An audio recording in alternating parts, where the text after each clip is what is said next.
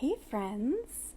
All right, today I was hanging out with some business friends. We're having a Zoom chat, and one of them was asking me, she was like, Sagan, I know that you teach a lot about strengths and weaknesses and you help your clients with that as a productivity strategist. And so she was like, do you use, hey Emily, so she was asking, do you use CliftonStrengths? Emily, you're going to love this. So I have some thoughts, and Emily has already heard my thoughts on some of this, but I'm going to expand on it a bit. But I have a lot of thoughts when it comes to the entire concept of using something like CliftonStrengths or the Enneagram or human design or, any of these different methods, the Meyers-Briggs, right? Any of these different types of things that we can use to learn something about our personality and our learning styles and how we work with others, all of these types of things. So I definitely believe that there is a lot of value in them, right? There's a lot that we can learn about ourselves, but the real value is not so much in putting ourselves in a box or slapping a label on who we are. It's more about taking the information that we can learn from across the board, right? So when we do a number of different things, if we take, let's say, the Enneagram test and the CliftonStrengths and Myers-Briggs, what can you learn about yourself based on that? What patterns do you see coming up? Right? These are really important questions to ask, because when we ask ourselves these questions, we're going to start to notice that certain things keep on coming up. Part of this is a really good indicator that we are being consistent with our test answers, right? So we're actually answering these tests in similar ways. So that's a good sign. And another really good thing that we can take away from these is that when we are consistent, when we see that the same sort of things keep cropping up across the board for these different tests, then that kind of tells us something about what we are actually paying attention to. Okay, so we can actually learn something about ourselves in these different scenarios. For example, one of the things that I notice in a lot of my own tests is that being conflict avoidant is something that comes up all the time. And this is something that I notice, right? This is something that I notice that comes up, as a Libra, as an Enneagram 9, as like all of these different types of things. I'm a conflict avoidant sort of person. That doesn't necessarily mean that being conflict avoidant is only in those types of areas, but it means that I'm noticing that, and therefore I can do something about it, right? So the more that we can sort of identify what keeps on coming up for me, what am I paying attention to, how can I actually use that to my advantage? That's the kind of stuff that we want to really be using with these different things. So when my clients come to me, one of the things that I love to get my clients to do is to answer a series of guided questions. So we work together, and I don't like to put a label on people, right? I don't like to say, oh, based on your answers in these different areas, that means that you're automatically, this is your label. This is who you are. Like, this is definitively who you are. I don't like to do that.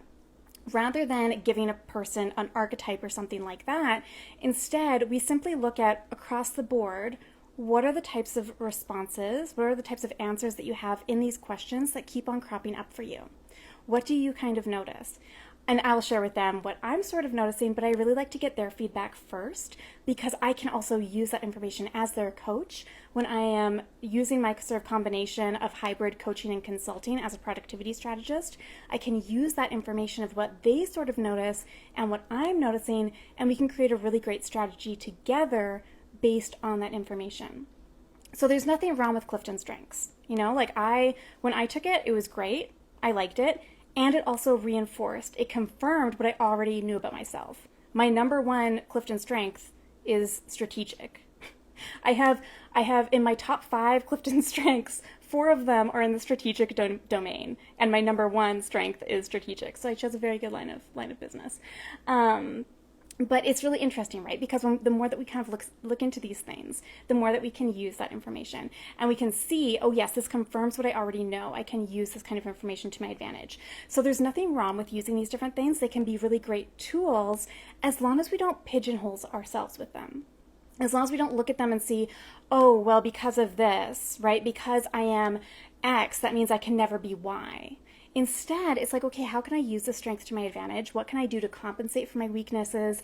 How can I work with or around my weaknesses? We want to look at all of those sorts of components. So if you want to do Clifton Strengths when you're working with me, that's totally great. If you don't want to do that, you don't need to. The one thing that I do always like to get my clients to do is the Learning Styles quiz. It's a totally free quiz. And that is a really helpful way to understand, are you visual, kinesthetic, auditory, that type of thing.